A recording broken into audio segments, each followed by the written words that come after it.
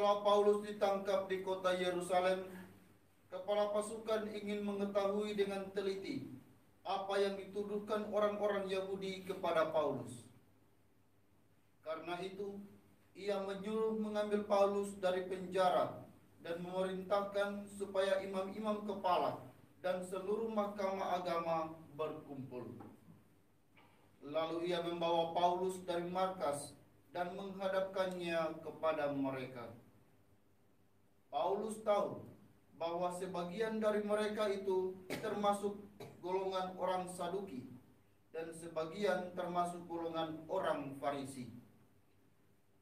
Oleh karena itu, ia berseru dalam mahkamah agama itu, katanya, "Hai saudara-saudaraku, aku adalah orang Farisi, keturunan orang Farisi.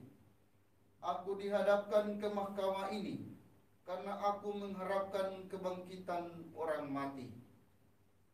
Ketika Paulus berkata demikian, timbullah perpecahan antara orang-orang Farisi dan orang-orang Saduki, dan terbagi-bagilah orang banyak itu. Sebab orang-orang Saduki mengatakan bahwa tidak ada kebangkitan dan tidak ada malaikat atau roh, tetapi orang-orang Farisi mengakui kedua-duanya. Maka terjadilah keributan besar. Beberapa ahli Taurat dari golongan Farisi tampil ke depan dan membantah dengan keras, katanya, "Kami sama sekali tidak menemukan sesuatu yang salah pada orang ini. Barangkali ada roh atau malaikat yang telah berbicara kepadanya."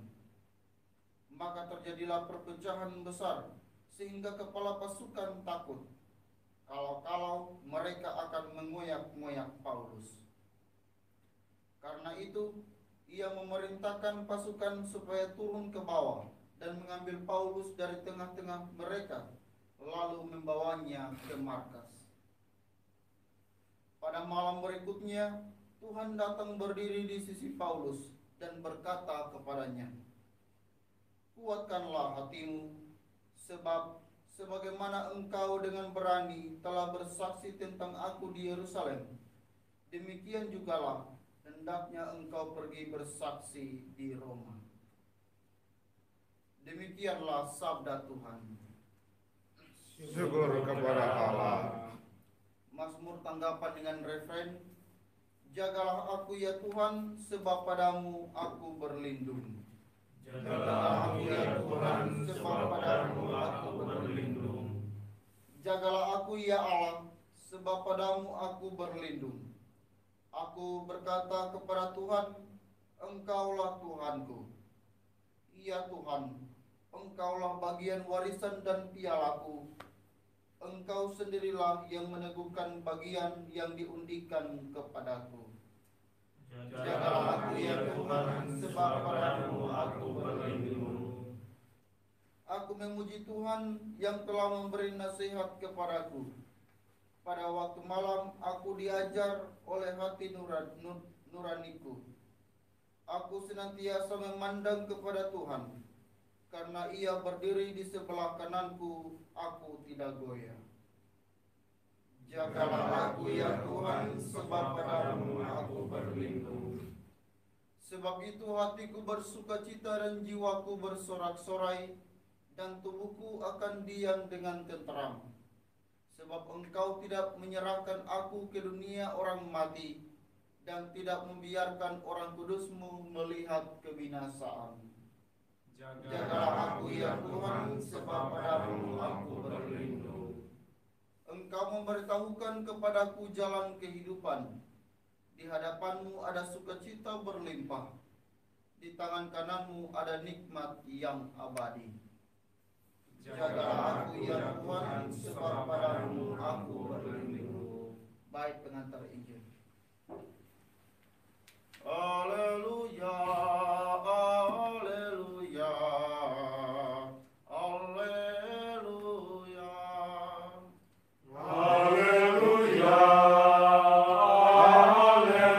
haleluya, haleluya.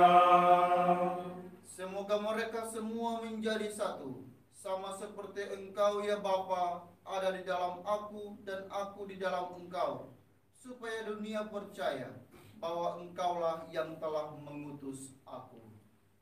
Haleluya, haleluya, haleluya.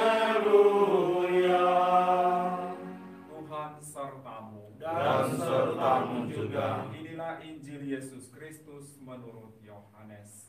Dimuliakanlah Tuhan.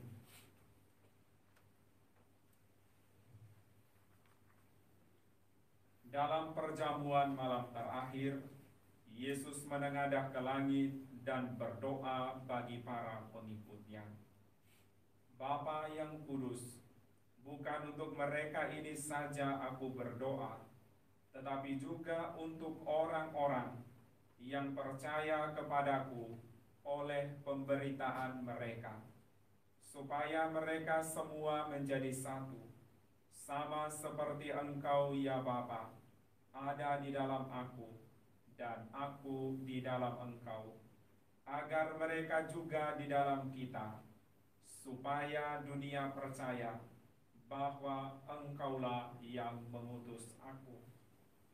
Aku telah memberikan kepada mereka kemuliaan yang Engkau berikan kepadaku, supaya mereka menjadi satu, sama seperti kita adalah satu. Aku di dalam mereka dan Engkau di dalam aku, supaya mereka sempurna menjadi satu, agar dunia tahu bahwa Engkau yang telah mengutus aku, dan bahwa Engkau mengasihi mereka sama seperti Engkau mengasihi aku. Ya Bapa, aku mau supaya dimanapun aku berada, mereka juga berada bersama-sama dengan aku, yakni mereka yang telah Engkau berikan kepadaku, agar mereka memandang kemuliaanku yang telah Engkau berikan kepadaku, sebab Engkau telah mengasihi aku sebelum dunia dijadikan. Ya Bapa yang adil, memang dunia tidak mengenal Engkau, tetapi aku mengenal Engkau. Dan mereka ini tahu bahwa Engkaulah yang telah mengutus aku.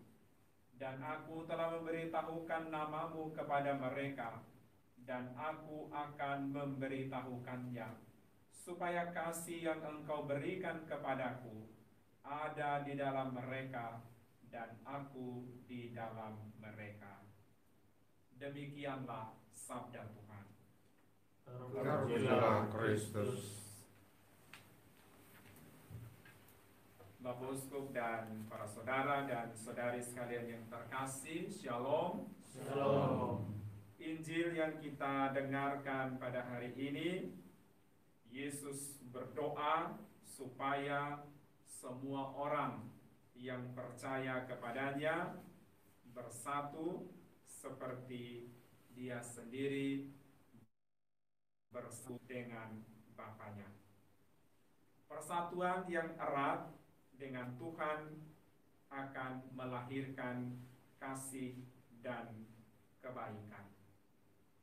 Dalam doanya, Yesus memohon supaya para murid mengalami kasih Allah, dan kemudian kasih Allah itu dibagikan kepada semua orang tanpa kecuali.